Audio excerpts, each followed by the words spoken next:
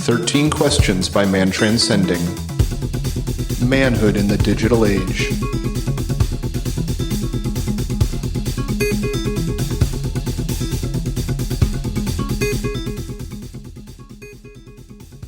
Okay, guys, welcome back to a special 13 Questions podcast. This week, we are not going to be doing the 13 questions. We've got a couple of past guests, a couple of past favorite guests, a couple of my personal favorite people. We have David Feldman and Robert Glover. No more Mr. Nice Guy. Dating Essentials for Men. David, of course, has his new podcast. What's the podcast called, David? The Impassioned Marriage. Oh, nice. Excellent. And these are two of the smartest guys that I personally know, and these are two guys that have helped me along in my personal life by leaps and bounds. I didn't really come around to starting to figure some of this stuff out until I was like 35. So I can sit here at 38, turning on 39, thinking that, that these are definitely two people who have had a profound impact on my life. And I thank you both for it. So welcome to the show, guys. What we're going to do today is kind of just, I guess, sort of go through all the shit I've gone through in the last 3 years and sort of just put it out there more for all the other guys out there. Because what I found talking to David, reading Robert's books, is that, it's almost like we're at this place in society where your culture is telling you a bunch of stuff that is not going to help you. It's teaching you to treat women, or it's teaching us, I guess, to act in a way that's not authentic and is not helping anyone. And I think I've been coming around lately to the thing that's from both sides. From the male side, we kind of get the no feelings and all that sort of side of things, the no more Mr. Nice Guy stuff, seeking female approval.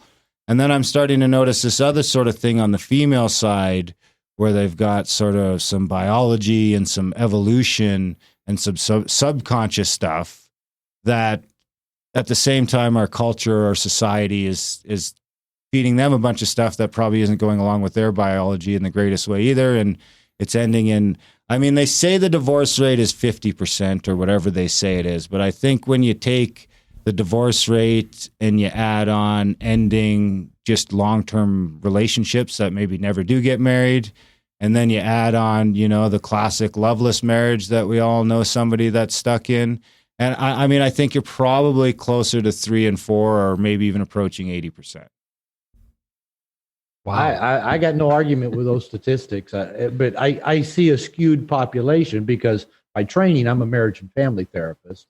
And so that was my work for many years. I now mainly work with men, but the main thing I work with men around is their frustration in relationships. That's kind of been my bread and butter, is seeing people that are unhappy in relationships.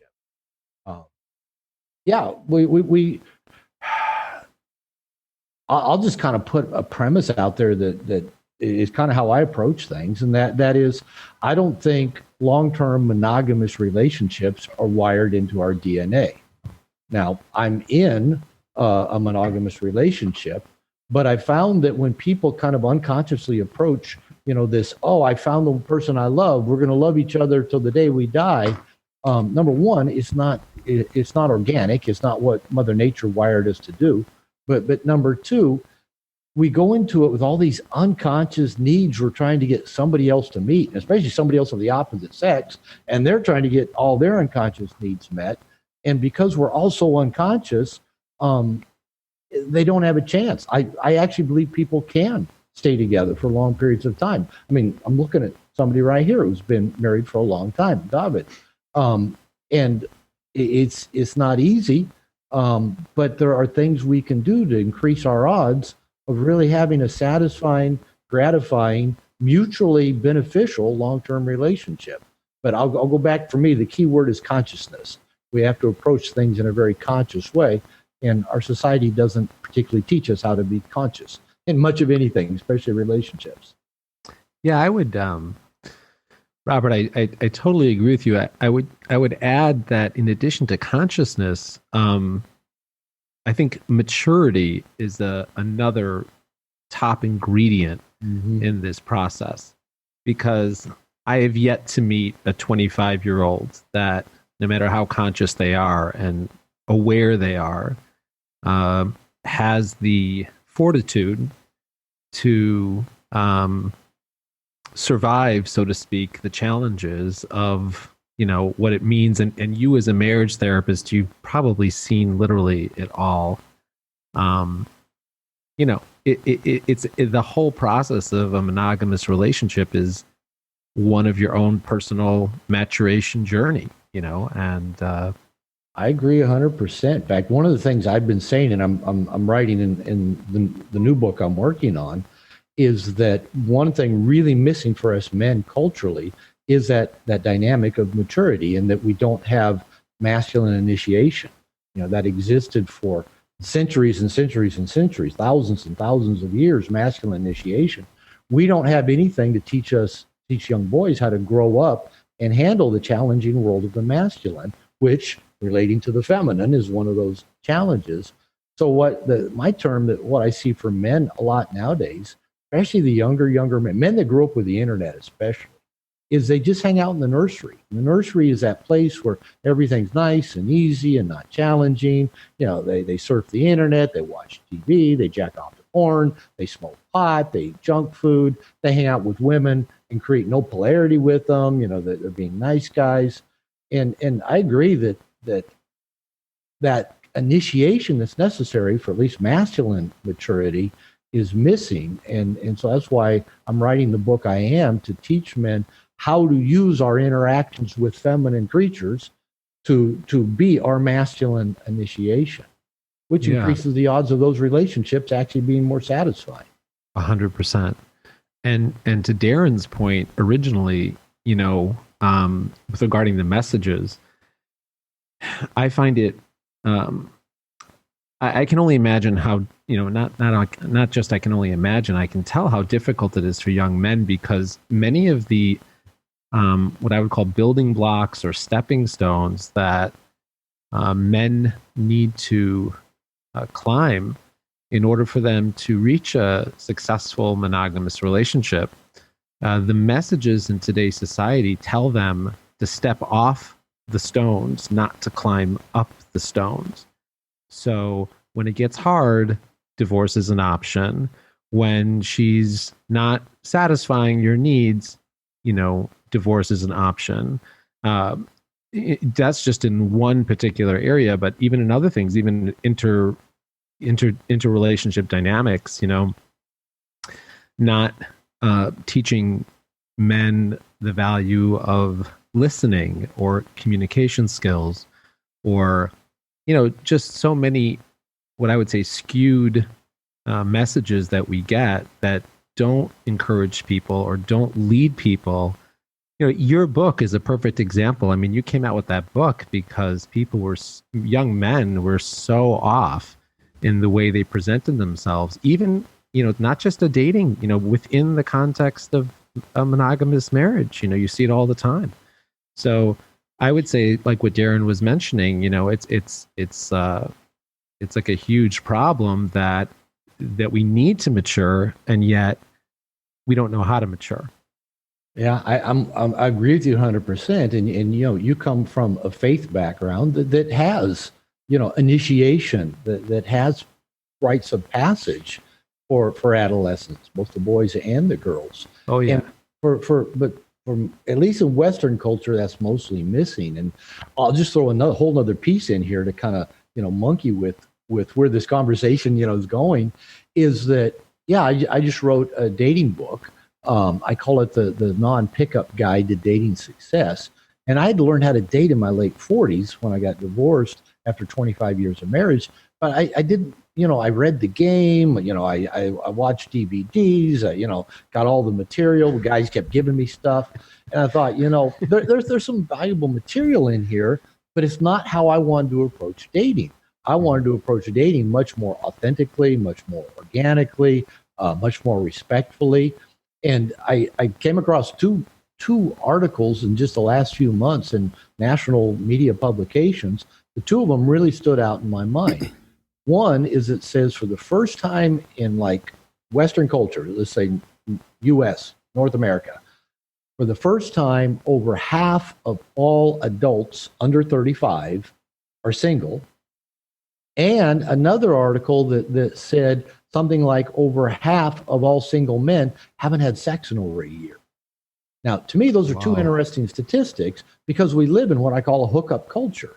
You know, we've got online dating, we've got Tinder, we've got swipe left, swipe right, we got pickup, we got guys that are learning how to, go get women. We got women, being encouraged to be more openly sexual.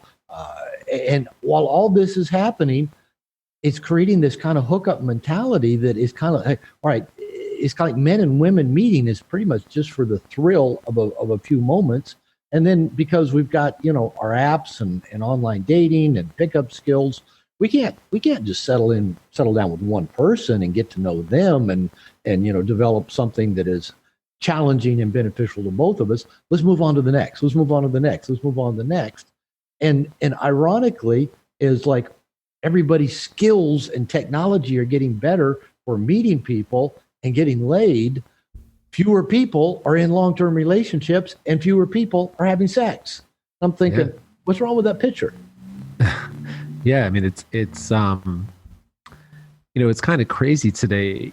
I was speaking to my niece, and she just come home from Oregon with a boyfriend of hers, and they are both just basically. I asked them both. I said, if you're standing in line at Starbucks, and somebody came up to you and said, "Hey, how you doing?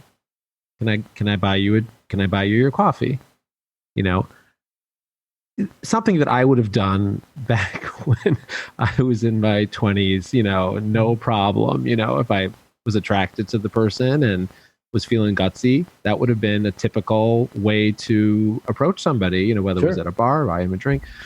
And they both looked at me like I fell off, the moon. I mean, the guy said, first thing the guy said is that if somebody came up to him and did that, he would for sure think that he's being punked or, hoaxed on some level.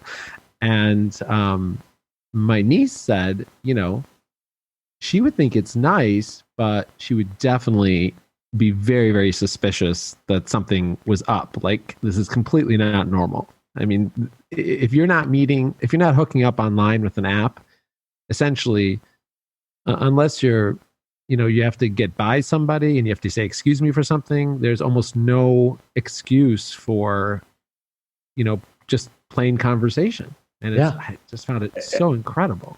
And that is like the number one skill I teach guys in my Dating Essentials programs. Just start conversations with people next to you on public transit, sitting next to you on an airplane. I teach men how I call it testing for interest, where you pay attention and you gauge how high is their interest in having an interaction with you. And a lot of people aren't interested in talking to a stranger. That's fine. But even just teaching men to say, "Hey, how's your day going so far?" Or just making an offhanded comment, "Hey, think it'll ever quit raining." It's like that's pulling teeth to get a lot of guys just to make a social pleasantry. And I said, this is no gender attached. There's no attachment to an outcome. If nothing else, you're just making the world a better place because you asked somebody how their day's going so far. Well, you didn't even attach gender to it. I think you said, look, if you're having trouble doing this with women, just do it with the guys. Do it with whoever you come across.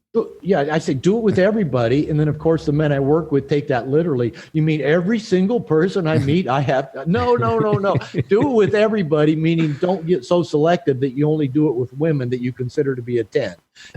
Do it with everybody in terms of then if one of those people happens to be a woman that you find attractive, you're just going to do the same thing you've been doing with everybody, young people, old people, children.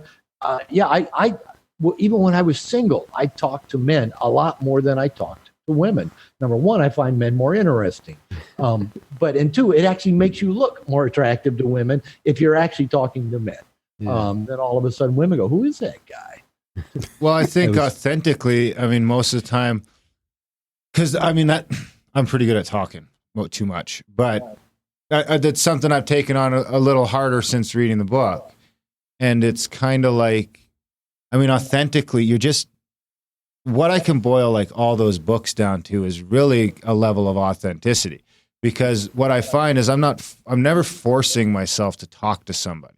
It's more like I'm getting myself out of the fucking way so that I can talk to someone. I can pull that little bit of fear or whatever is, because in my head, I'd rather be talking to you know what I mean? It's not like I'm putting on an act when I'm trying to talk to people. I think humans are sort of wired to be intermingling and talking to each other all the time. And it's more of our culture that's sort of pushed us into these little separate units. Into our cell phones, basically. But even the fact that we want to spend a lot of time on cell phones, on social media apps, points to the point you just made. We are wired to be social. We are wired to connect. And not even more than 100 years ago, most of us never left our hometown. So we grew up knowing everybody. Now, most of us leave our hometown and we go places where we don't know everybody. And there's, thousands to millions of people around us. And so because that tends to scare us, we all go into our apps and we create all these kind of artificial relationships. So yeah, like I said, even though I've been called a dating guru, the truth is I'm just trying to teach people some social skills, how to, as you say, get out of their own way and just walk through open doors of social opportunity, get to know new and interesting people. I would say that the majority of women I dated when I was single, the woman I'm married to now, most of my male friends all have kind of organically originated by me just being a social person and having a conversation with somebody organically in a public place. That's how the majority of them have begun for me. Yeah, well, that's one of the benefits of having a little gray in your beard. You can pretty much say almost, a lot more than a young guy just because it's taken differently. I remember just the other day I was driving through Starbucks at the pickup window, and this young woman who I had noticed there before was serving me, my coffee through the window. And she has the most beautiful, like yellow green eyes. I had almost never seen that color before. And I told her that. I said, "You have the most beautiful yellowish green eyes." And she stared at me. I'm thinking to myself, okay, is this a Me Too moment or?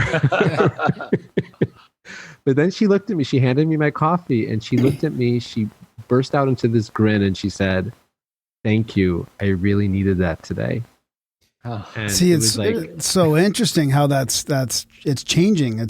I think guys are subconsciously scared to flirt nowadays. And so the social interaction in person seems to be more difficult, yet the dating apps give people this electronic consent to socially interact. It almost that's an interesting way to look at it. It is almost a level of consent.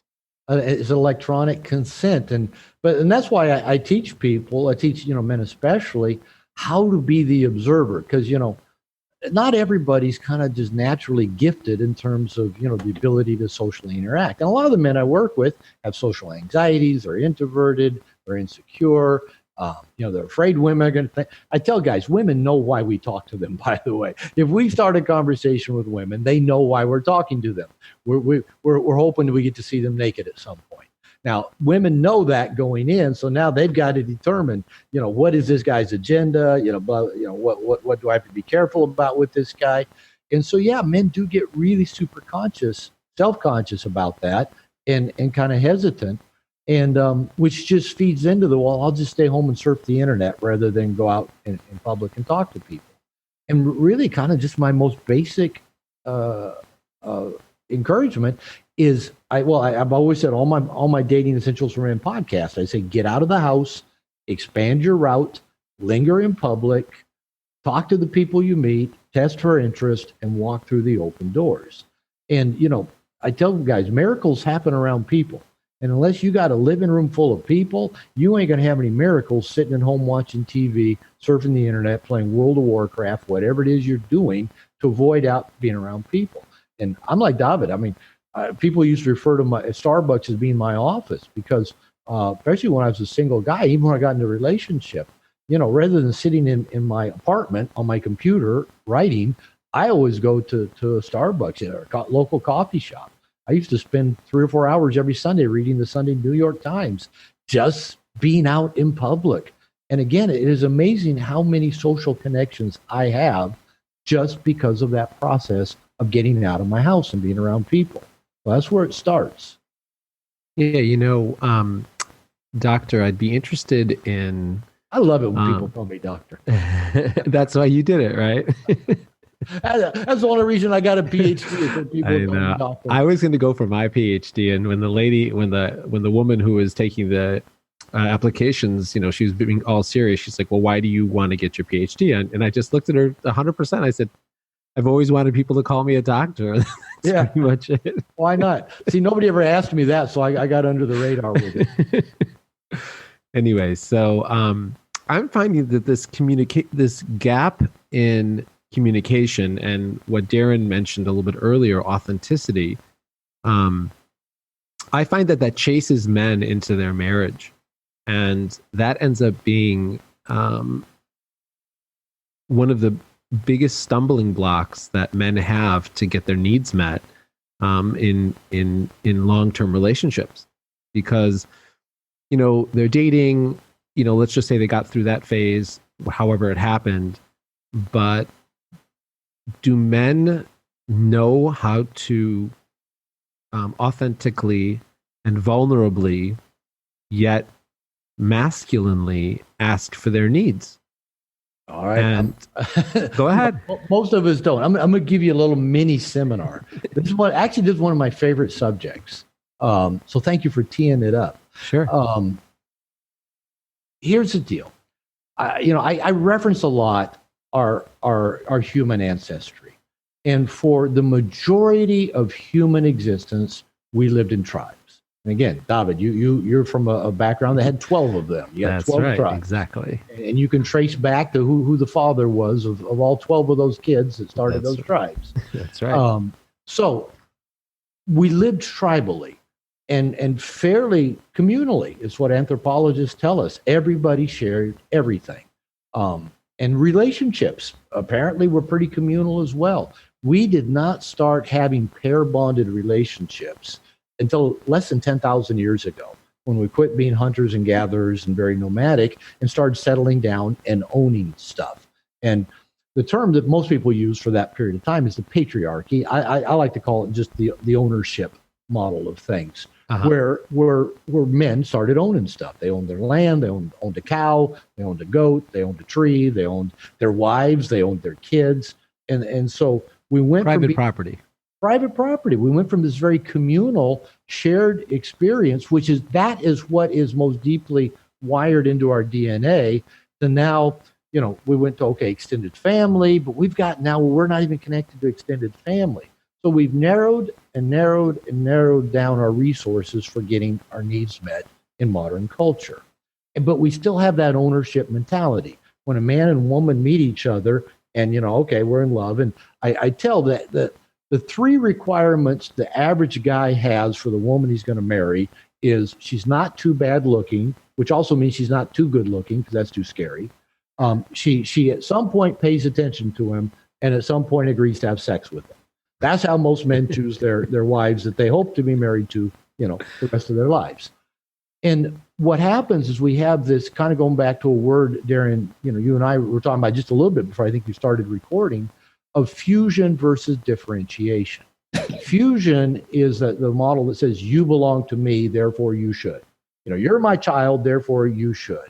You're a Glover, therefore you should. And we do this in our ownership relationships. You're my girlfriend, therefore you should. You're my boyfriend, therefore you should. And what happens as couples get more and more fused and connected and deeper into this ownership, now you're my wife, you should want to have sex with me. You're my husband, you should want to listen to me talk about the bullshit of my stuff that went on all day at work. So we've got this ownership, you should.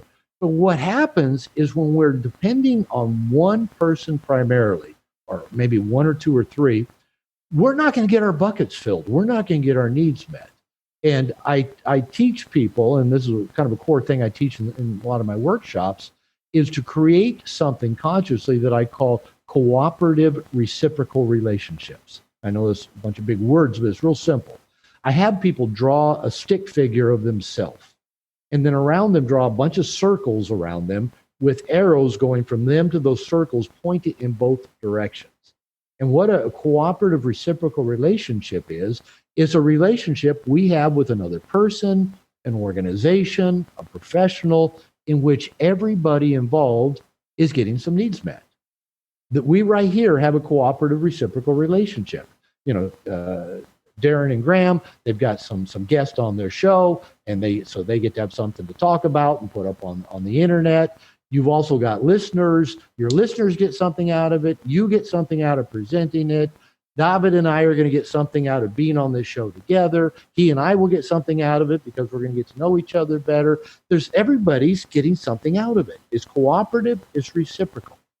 Now, unfortunately, most adults do not have many of these in their lives. And so I have people make a kind of a mind map, to make all these circles.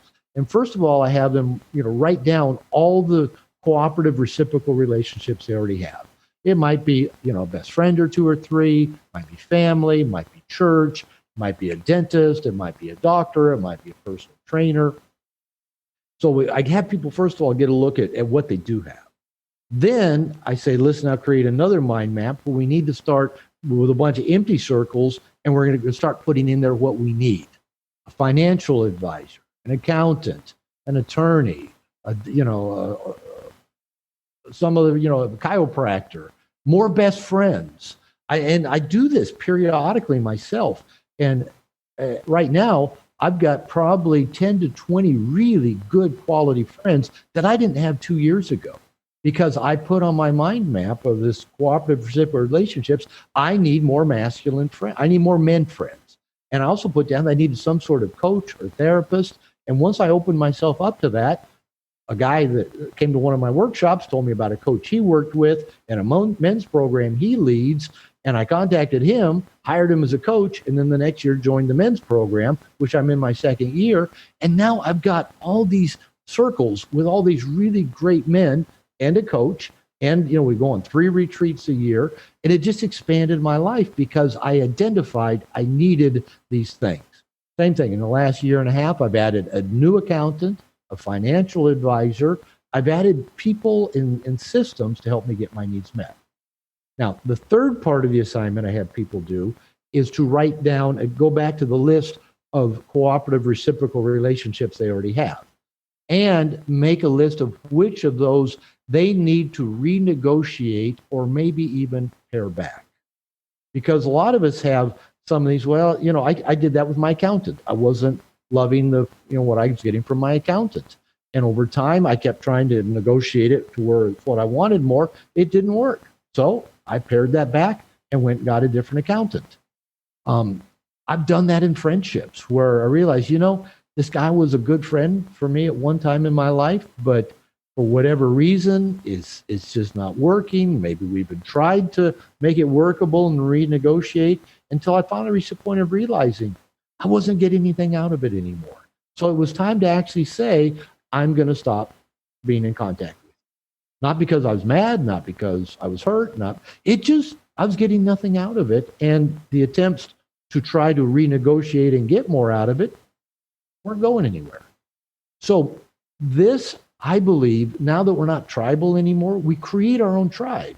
And that is we identify what is it we need to fill our bucket up, to be a full person, to take the pressure off our one best friend or off our partner, and especially off our children, because those aren't actually cooperative reciprocal relationships unless the children are adults and they're voluntarily having a relationship with us. If they're little kids, it's not the same thing. So I found that when people do this, especially when I teach men to do this, it makes them a hell of a lot more attractive to women if they're single, and it makes their relationship much more robust with their wife because they're not expecting their woman to meet all of their needs, which she can't. And it lowers all that resentment that tends to build up between couples over time. It's like, again, well, you're my husband. You should be doing this. You're not. So I hate you. Or you're my wife. You should be doing this, but you're not. So I resent the hell out of you and I'm going to go look at porn. If we're taking full responsibility for all of our needs, and that's my definition of a mature adult, it shifts everything. I would even Go ahead, Go David. Pretty intense. Those are some awesome techniques and, exercises that you have your clients, working through. That's good for you. That's really fantastic. And it certainly would contribute to creating a more wholesome and well-rounded, person, and therefore a more wholesome and well-rounded relationship. Darren, I'm going to let you go. I'm going to give you the floor in just 1 second. I wanted to ask, though, as I'm going to ask a tough question, Doctor, okay? You mean these haven't all been tough questions?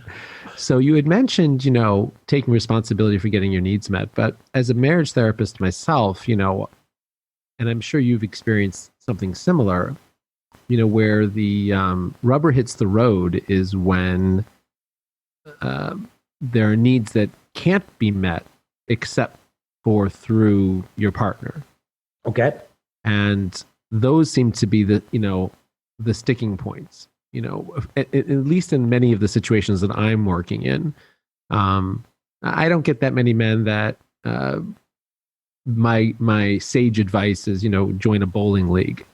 Although I can imagine that being the case, but I get a lot of men where they just are stuck not being able to get from their wives what they can't get other places. Okay. So what we're talking about is in our quote monogamous exclusive relationship, we only fuck each other, right?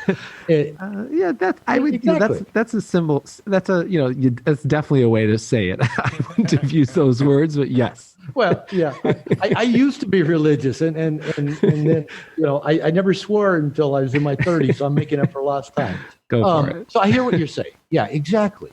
And I was in a fairly sexless marriage for about 14 years. When I married my second wife, she announced on our honeymoon, "Aren't you glad that now that we're married, we don't have to pretend to like sex anymore?" Wait a minute. Did I misunderstand something here? And I rewind button. I was a true blue nice guy, and I thought, I can get us through this. Even though I knew that had happened in her previous marriage. She had told me that as soon as she got married, she lost interest in having sex with her husband. I thought, that won't happen to me. It did. And so, I spent 14 years, and trying to figure out how to get this woman to want to have sex with me. And so I've been through that pain. I know what that pain is about. And I don't have here's the easy answer. I've got some things that might help. And part of that, again, is in the book I'm working on right now, is that I actually think that sexuality can be vibrant and exciting throughout the lifetime of a relationship. I believe that can happen. I believe I believe women are actually wired for that, even though it's the women that usually tend to get the blame for the lowered sexual interest. A lot of things can contribute to this. It can be, abuse issues from childhood. It can be trust issues. It can be abandonment. Men do all kinds of things to mess with a woman's sense of trust in long-term relationship. Every time we tell our partner we're going to do something and then we don't do it, it messes with her sense of trust. Every time we're keeping stuff in and not telling her what's in our head, it messes with her sense of trust, because she's got to imagine the worst possible thing.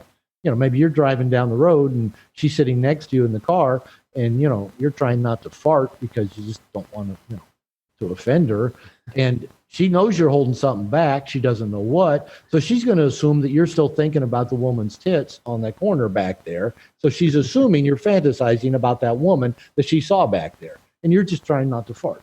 That's what happens. That stuff goes on. That. The assumptions people make based on our stories. And men lie to their partners a lot. If a man thinks, well, if I tell her this, she's going to be upset, or we're going to have an argument about it, or I'm going to have to defend it, so guys just don't tell the whole truth. And a lot of times they just flat out lie to their women. All of that kills a woman's vulnerability, her willing to open up and be penetrated, basically. And a lot of men they're terrible at asking for what they want, which you've already mentioned, and they have terrible sex skills. I say that unfortunately, most men learn how to do sex by watching porn and learn how to apply cologne by watching Axe body spray commercials. They're both very unrealistic. So that is often what is all those dynamics are going on. Now, with all that said, I think when people do have those cooperative reciprocal relationships in every area of their lives, they're more full and therefore more attractive, and therefore already have the skill set for getting their needs met and are more likely to be able to do that with their partner sexually.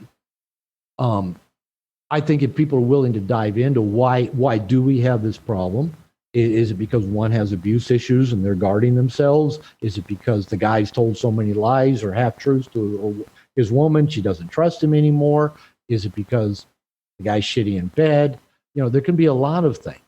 Now, but when that's all said, the conclusion I came to in my marriage is that monogamy implies availability. So it'd be like for a person in a relationship to say, because you're my partner, you can only have sex with me, but I'm not going to have sex with you. It'd be really no different than saying, you're my partner, you can only talk to me, but I'm not going to talk to you. It's that kind of logic, if you actually break it down, is not logical. It doesn't make sense. And it's horrible. It's abusive. It can be. And I know after about, towards the end of my second marriage, my wife and I had been in tons of marital therapy. All the things she said, well, if you just change this, then I want to have sex with you. That never happened. And I remember telling her in front of our therapist, I said, I am going to have sex. My preference is that it be with you. But just because you don't want to have sex doesn't mean I shouldn't. And I told her that. And both her and the therapist kind of nodded there. It was a woman therapist. How do you argue with that logic? Just because she doesn't want to have sex doesn't mean I shouldn't. And I was giving her the invitation for her to be the one that I have sex with. And if she refuses that invitation, why should I not have sex just because she's refused the invitation? And I'd done my work. I mean, I'd worked on being honest, having integrity, about showing up in the relationship, and it still didn't change the system. And what I soon found, another term I use, especially in dating, I call it being willing to get to rejection quickly.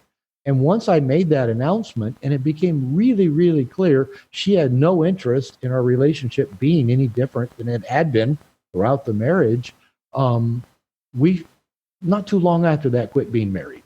How many years? This is your second marriage. How long did that last? That was 14 years. Your first marriage was how long? About 10 years. Okay, which one was the 14-year was the sexless marriage? The basically sexless marriage. Yeah, we go 6 months or more without sex. Right. That was standard operating. Wow, that's a long time, and for many years, that must have been really tough. And that's for sure. I when I got out and learned how to date, you made up for it. Well, I did okay. And I quickly realized I did not like casual sex. I much preferred to have sex with somebody I felt a connection with. And then I've now been married close to 3 years to my present wife.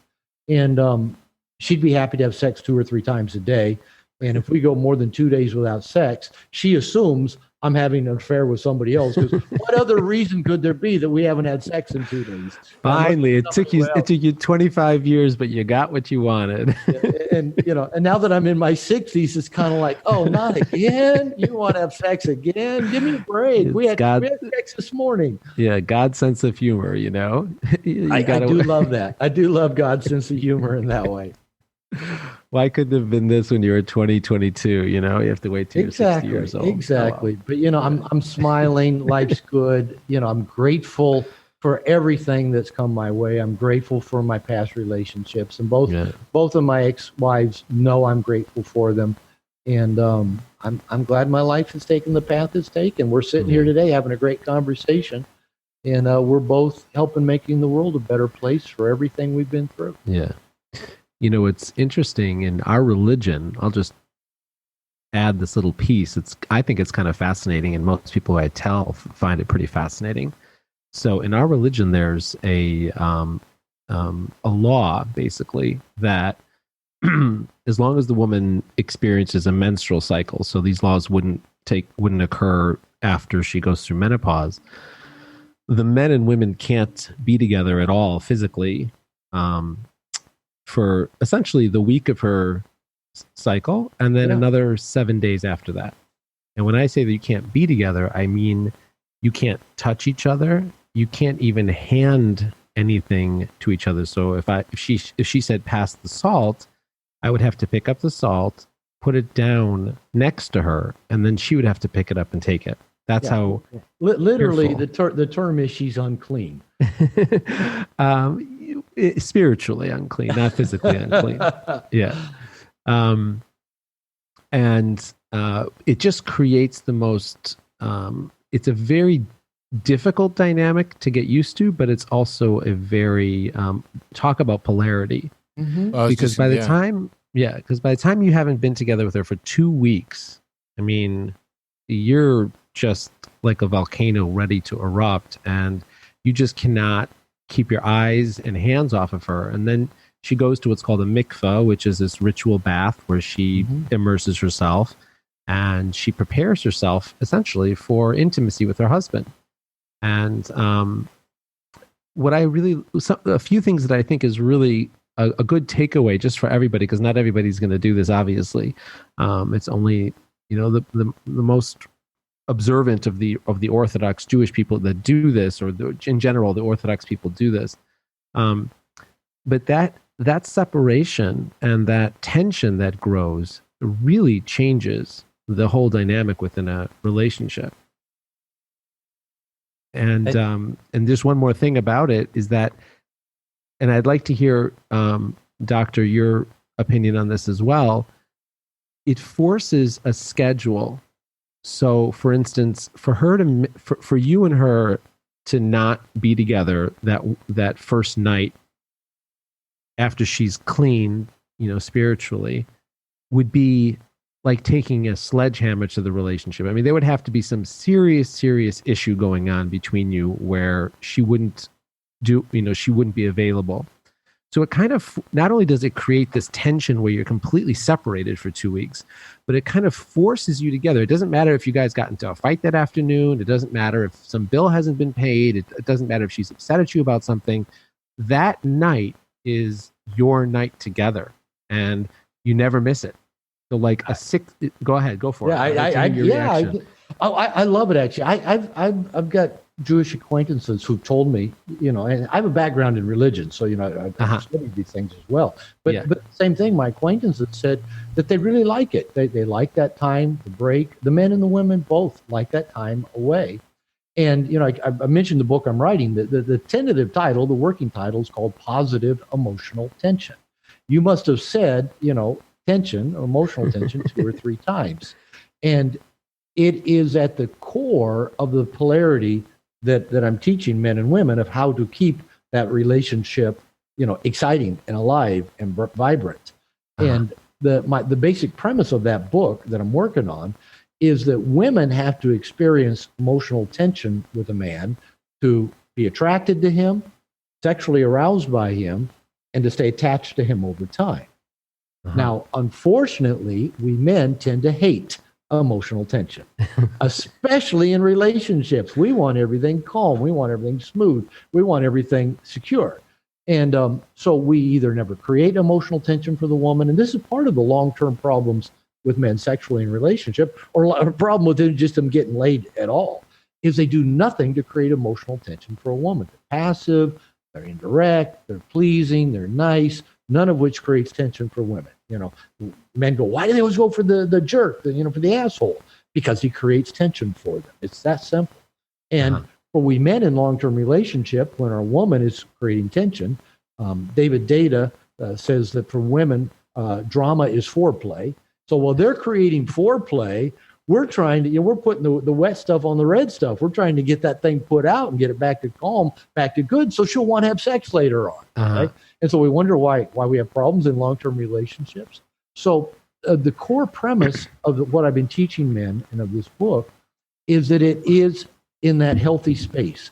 It is in the gaps that beauty and tension and polarity exist. In art, in music, in dance, it's the space between, it's the gaps, it's the time apart When I was learning to salsa dance, and you're learning to, lead a woman on a cross-body lead, and, salsa has this 3 out of 4 beats, and the 4th beat is a pause. And women want to rush right through on that 4th beat. And I'd have to tell them, say, no, pause, let's pause on that 4th beat. You get to move your hips and your body. It's what makes salsa sexy. It's the pause, not the 1, 2, 3.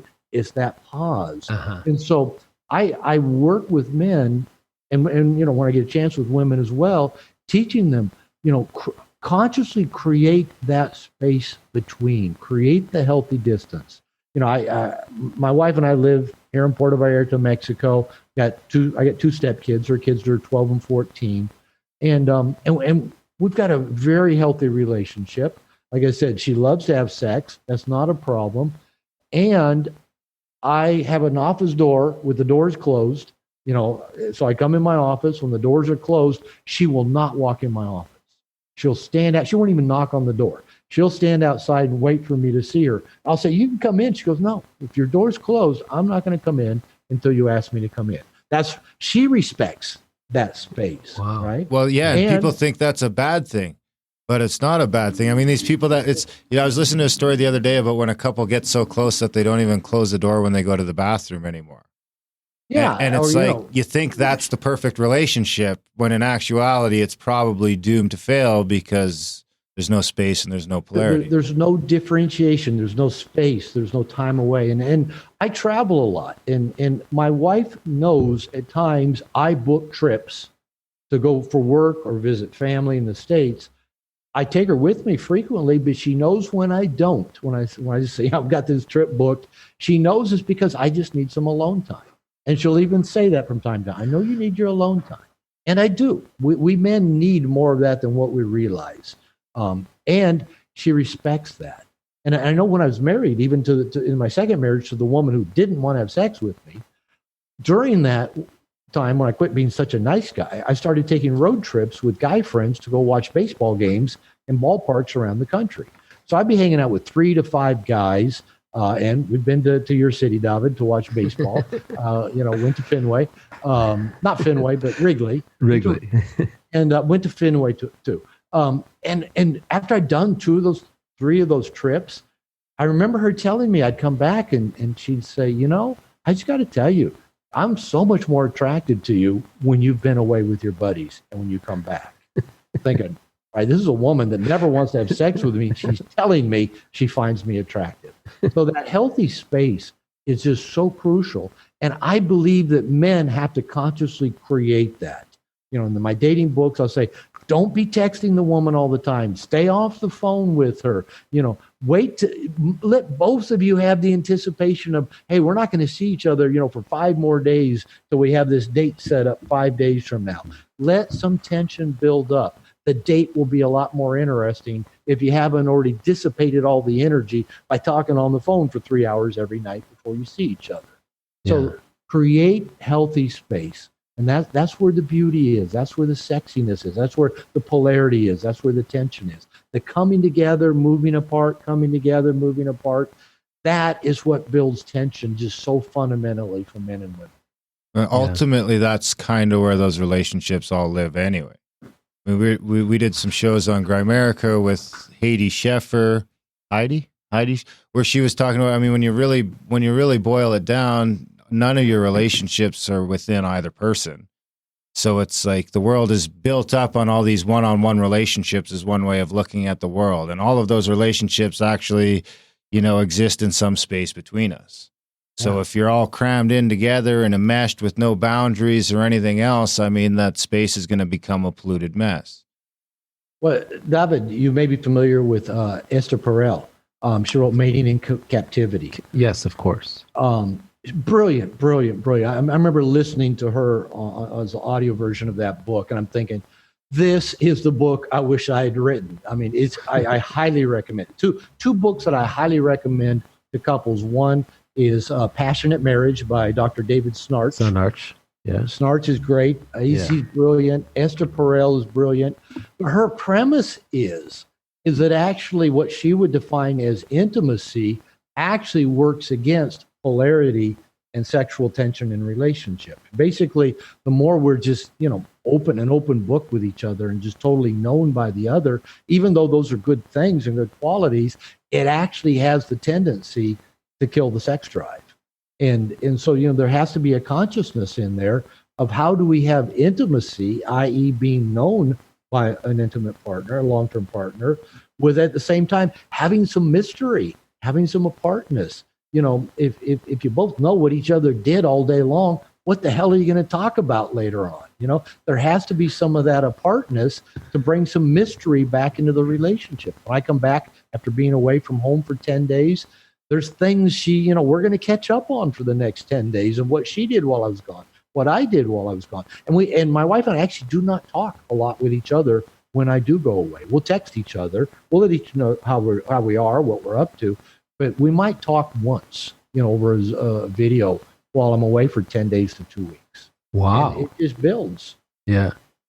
And I kind of think this kind of goes back to something that we were talking about originally, which is, in my opinion, what I would call, a relationship maturity. And I feel that when a man differentiates, and that's David Snarch's term. Yeah, Snarch talks a lot about differentiation. He actually stole it from Murray Bowen. He actually stole it very well. He presented it well, but Murray, for the geeks out there, Murray Bowen. Yeah, Bowen was right. That's right. So what happens is that, and this is something that I would like to work with men on, is that when there's a natural shift in our understanding of our role as a man in relationship from one of receiver to one of giver, then in a automatic way, the neediness dissipates. It's just a consequence of that. When the neediness dissipates and when your spouse realizes that you're not coming into this relationship to necessarily, it's not that you don't need your spouse, but you're not coming in from a place of neediness. In my opinion and in my experience, that itself builds that tension. Because when she looks at you and realizes that she's looking at a human being, a man, a leader, who doesn't need her, but just wants her, it's a whole different dynamic that you've just set up in that relationship. I agree with you, David. I think you're right on with that. And it's, we were chatting a little bit about Mark Manson before we started, and about his book Models, about dating, and how it's really not about dating. It's about how to be a mature man. And we're talking about how he begins his book on dating about don't be needy. And you're right. Neediness is just, it's a buzzkill for women. And when you approach a woman, whether it's a woman you just met or the woman you've been married to for 15 years, if you're needy, and here's going back to the sexual thing that you were asking about earlier, one of the things I've seen so often with men and women is that when men are not filling their own bucket, I'll just kind of keep it simple. When we don't have our cooperative reciprocal relationships that fill us up as we're giving and getting, we go to our woman needy. And often we go to our woman with our sexual neediness. And women are sensitive to this. It's like, this, like when Ross Perot was running for president many years ago, he talked about that big sucking sound that the federal government makes, and that's what women experience a needy man as. There's this hose coming towards them, and all they can hear is that big old sucking sound, and women will put their guard up to that. Now, what happens is because we've layered our sexual wants and desires on top of our core neediness of not feeling filled inside, we bring that to our woman, and all she sees is neediness. Oh no, he's going to hook up the hose to me and suck the living daylights out of me. And so they put a wall up. They protect themselves from that hose, the neediness. And what we guys think is she just rejected me sexually. Uh-huh. She wasn't rejecting the sexual want. She was rejecting the emotional neediness underneath it. So I agree with you. The more that men can do to create that sense of fullness on their own, and not to want their woman and not need her. The coach I work with, John Wineland, who's worked with David Data for many years, he repeats the same thing. And the kind of the metaphor I use for men is you got to create your great cake of a life. And I kind of spell out the key ingredients, for me at least, have been pursuing my passions as a key ingredient of that great cake. Having good guy friends, another good key ingredient. Regular strenuous exercise. We got to be kicking our own ass to feel good about ourselves. Leaning into challenge and some sort of spiritual practice, whether that's, faith, whether that's personal development, and then giving our gift to the world. So that is what I think helps make men feel complete. That's our great cake. And I tell guys, we can have a cake without icing. Women are the icing on a great cake. Whenever we try to make a woman the cake of our life or even a key ingredient of that cake is going to go flat. It's not going to turn out well. And we're going to get dependent and needy. But for example, I know one reason my wife is so amazingly attracted to me is my life is full. I'm living my passions. I'm writing books. I love my work. I love the difference I'm making in the world. I have my guy friends. I've got a gym in my house. I work out. She's a gym rat herself. I have good guy friends. I'm leaning into challenge. I'm in my 60s. I'm still leaning into challenge in every area of life. And she knows I don't need her. She knows I love her. Right. She knows I want her, but she knows I don't need her. Yeah. And that's scary for a lot of women. That's exactly right. That's what causes the tension. That's what causes the tension. That's what does. Yeah, that's the polarity right there. Because and I was just thinking that and one of the things that I also work with men on is that this entire process occurs. This is just completely my take, so I understand that people see things differently, of course. This whole process occurs over the lifespan of a long-term monogamous relationship, meaning this is the building blocks, the stepping stones. I used that before. This is the pathway. This is the journey that being in a locked-in, no exit relationship causes for men to experience. When they realize and they wake up and they say, hey, wait a second, this person is not going to satisfy all my needs. I need to, and it starts with the core need of intimacy. I need to create my own life. And I believe that's, I'm not trying to psychoanalyze you by any means, but I'm convinced that your journey through your relationships and the suffering that you had gone through, specifically through your second marriage, was the impetus for your success with your book and your ability to even see. Without that relationship, you'd be a marriage counselor. You know what I mean? You wouldn't be no more Mr. Nice Guy. You've nailed it. And that's why I say I'm grateful for both of my ex-wives. That second wife that, I can tell, what sound like horror stories about it, but she was actually a very brilliant, intuitive woman, shit crazy in a lot of ways, and a really big stick upside my head that wouldn't let me just get away with sneaking by with being a nice guy. Yeah. And I'm grateful for that big stick. And I tell guys, everything I read, everything I write, everything I teach, my podcasts, my classes, my seminars are all the stuff I've struggled with in life. No More Mr. Nice Guy is not a chronicle of my successes. It really is a record of all my mistakes, everything I did that didn't work. And I love that line in the book where you say, as a therapist, I can so relate to what you said. You were describing the scene where man after man was coming in and out of your office, and you're like, and they're telling you all their woes, and you're like, wow, you sound, as the therapist, you're saying to yourself, wow, you sound exactly like me. Yeah, I've said all those exact same things that you're saying. And that's when I thought, wait a minute, there's something going on here I need to take a deeper look at. I'm not the only guy thinking, I'm such a nice guy. I treat her well. I'm different than her ex. I'm raising her kids. I'll do anything for her. How come she's never happy? How come, it's never Right. good enough? When's it going to be my turn? How come she never wants to have sex anymore? I thought when other guys were all saying the same thing, I thought, I need to pay attention to this. And you're the therapist, right? Go ahead. Exactly. So, David, you mentioned that the guys that you see that can't get what they need from the people that they're with. Would the stuff that you guys are talking about now, like being authentic, listening, not being needy, being being that guy, is that gonna improve that situation in a large percentage of them, or is it beyond that?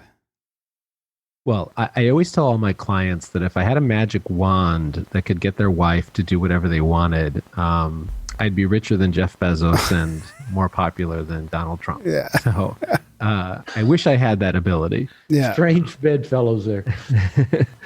The only thing that I can do working with men, and the recommendation that I always have is, and this is a common phrase online, is to be the best version of yourself. So what that's going to mean and what that's going to look like is for a man to start feeling comfortable with what he needs. First of all, he needs to define what he needs. Many men have no idea what it is they actually need. What are their values in a relationship? What do they stand for? A person needs to define those things. And once they define them and they can stand in strength in those values, which doesn't happen in one session, it doesn't happen in one day.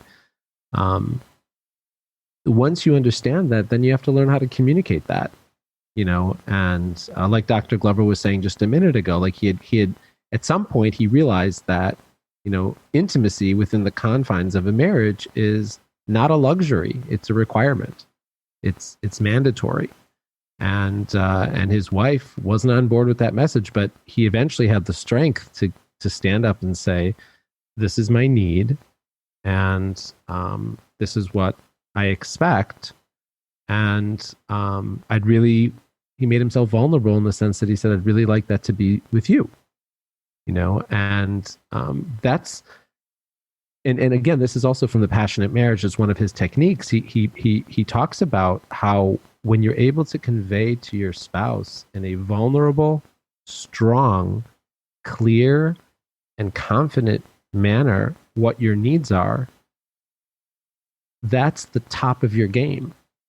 And it says a lot about your relationship if your partner is willing to forego. He says there in that book that most partners won't forego it. They may forego it originally. They may say, okay, I hear you. But it's only a matter of time in a loving, good-willed relationship where the partner will, it's only a matter of time where they're going to acquiesce if what you're asking for is fairly reasonable.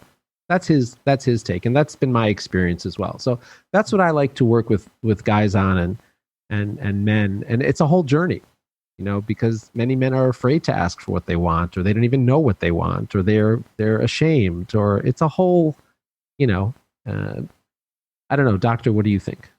I'm sitting here nodding my head for those who can't see. And Snarch says in the Passionate Marriage book that we both referenced that he says everybody can do exactly what they want, but there are consequences for doing what they want. And the woman, for example, we're talking about a woman in this case, can say, no, I don't want to have sex with you. And that's fine.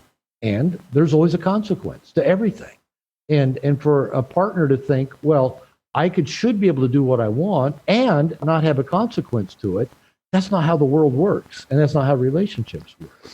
And so there is a consequence. And I agree that it kind of goes back to, when I talk about creating that diagram of our cooperative reciprocal relationships. Doing that diagram I found really helps men a lot, especially because we're so visual. Because I know and I think I say this in No More Mr. Nice Guy, so many times when I would talk to men about making their needs a priority, they kind of get that deer in the headlight looks like, oh no, I'll be in trouble if I make my needs a priority. Because that's our paradigm from childhood often. And I would hand them a legal pad and say, okay, let's start, just writing some things you can do to start making your needs a priority. And I've had guys just sit and stare at the pad and just say, I have no clue what my needs even are. And Right. so that's sad if you think about it, that a man could get to being an adult and they do know what their needs are, but they've also been conditioned to perceive of themselves as needless and wantless, mainly out of fear that if they do have a need, there's going to be ramifications or consequences. So this is a part of our masculine initiation, is not only learning that we have needs, that's a good thing, and as adults, we are responsible for getting our needs met, but how do we go about doing that? And so that's why I like doing that, the diagram around the cooperative reciprocal relationships.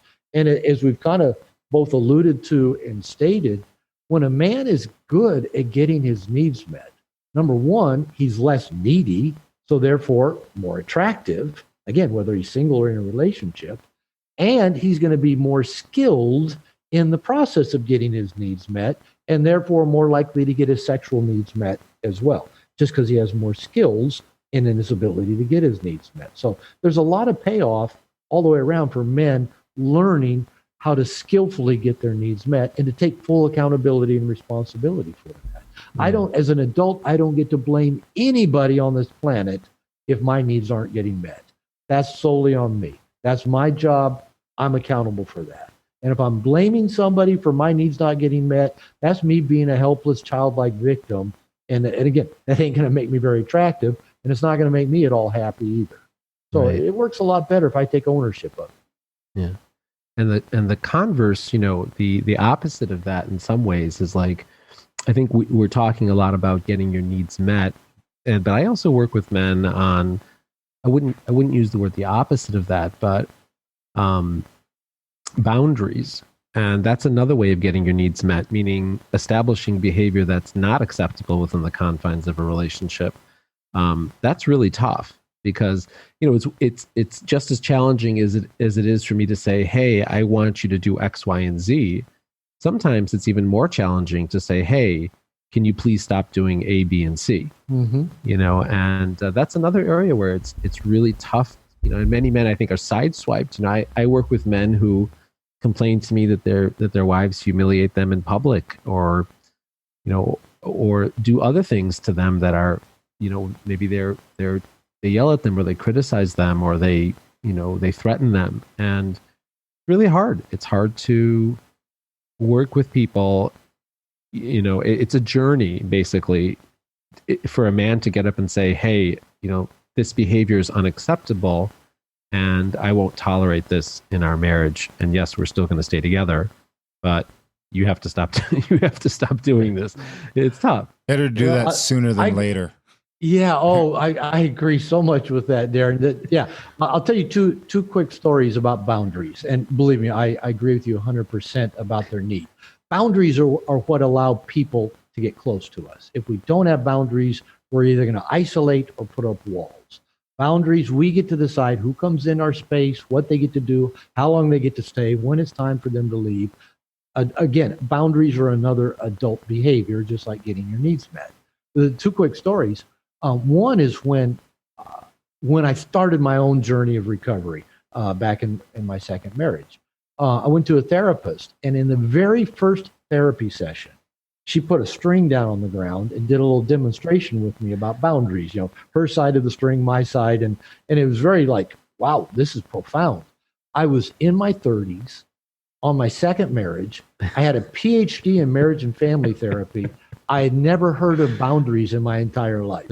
Now, I don't know if this therapist just knew that most people needed training in boundaries, or she could just look at me and say, this is where we start with this guy. First session, we talk about boundaries.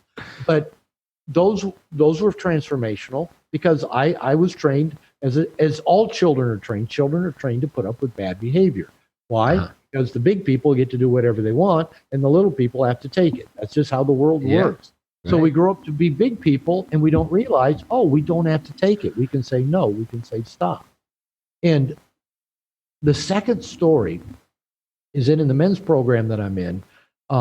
Last year, we did a process called a feminine reconciliation, where we have to go back and take all the significant women in our life and really kind of do a deep dive into those relationships with ex-girlfriends, partners, mother, daughters, whatever, and look at where we failed to show up in masculine leadership, where we failed to appreciate the gifts that that person gave us or embrace their love. We just have to kind of do that evaluation of it. Now, I don't know if this was kind of the intention of the exercise, but here's what came clear to me looking at, 2 past marriages, some other relationships, that in every single case, the problems in that relationship were 100% on me.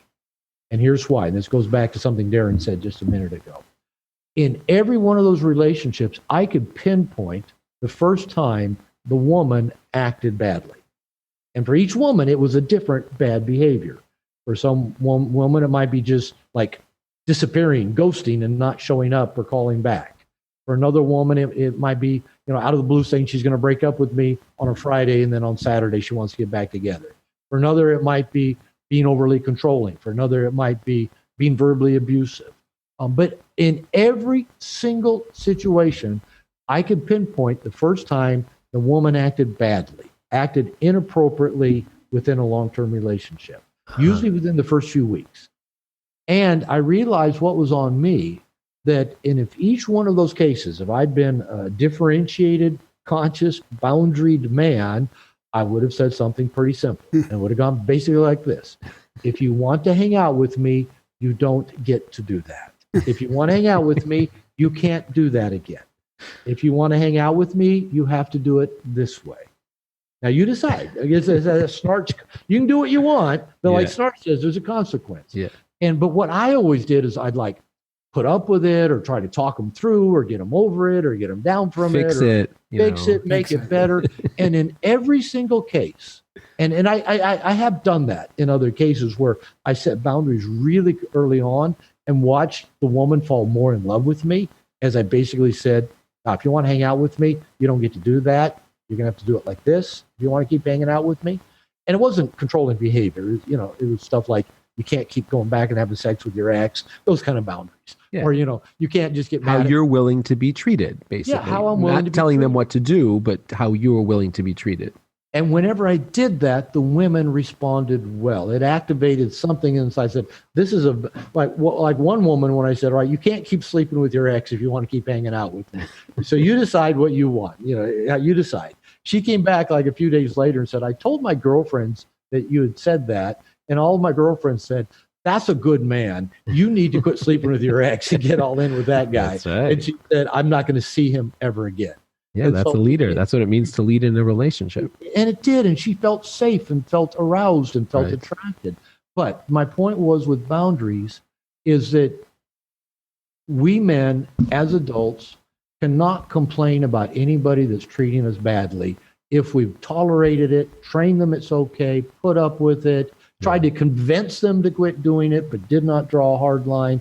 That's on us. And that was a powerful takeaway for me to realize that the more time I spent with people who didn't treat me well, reduced the amount of time that the door might be open for somebody to come in who would treat me well. That's a great point. Yeah.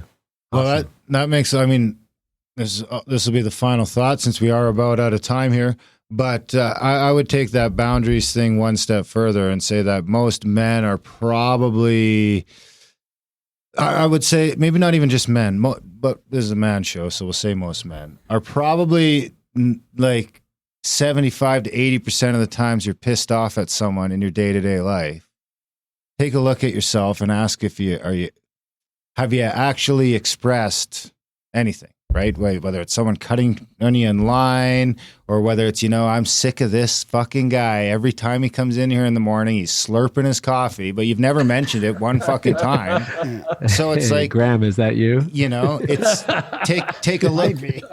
Take a look within. He's never said anything. So and if you've never opened up your mouth, then you might as well just turn around that anger back at yourself because you've been too much of a pussy to say how you feel or how you think or, what you're willing to put up with. For so many men, and this is true for me, and it's true for a lot of the guys I've worked with, we have such a fear of conflict, and our fear is if we draw a line and set a boundary with somebody, say, if you want to hang out with me, you can't do that.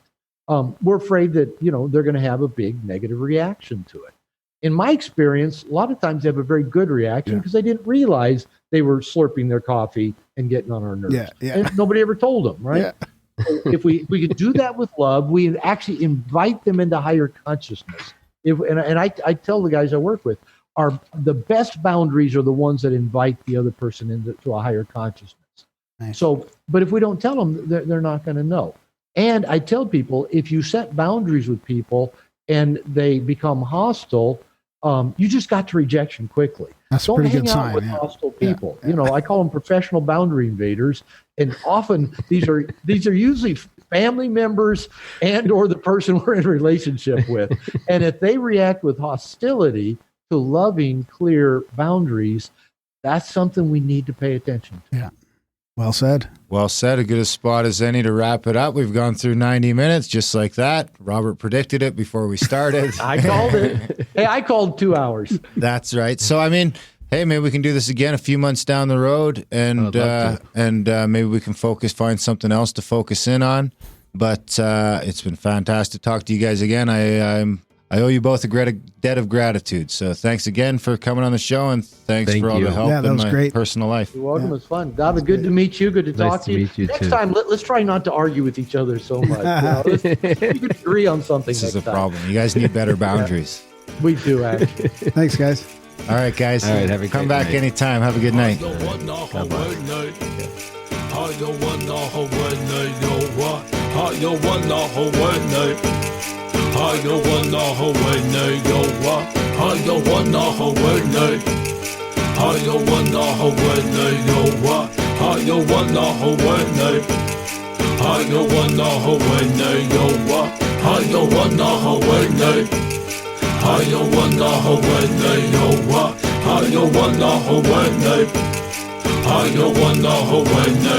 Why is one man rich and another man poor? Why we ain't satisfied? Why we gotta have more? Why your suicide rates on the rest so high? Why I tell you the truth but you say don't lie? Why is being a good father at an all-time low? Why is it acceptable? Yo, why? I don't know. Why she blame him and he blame her? It's useless. Ask yourself this question. Why you making excuses? Why do parents gotta bury their kids? Why we text and drive, not caring how scary it is? Why it's so hard to forgive and leave the past behind? And if you did, then that's divine. Why don't you help your brother when you see him fall? Why do we act like God don't see it all? Why do we call them black, them white, them Asians and use labels? Now that's racism. I don't wanna Hawaii. Why? I don't wanna Hawaii. Why? I don't wanna Hawaii. Why? I don't wanna Hawaii. Why? I don't wanna Hawaii. Why? I don't wanna Hawaii. Why? I don't wanna Hawaii. Why?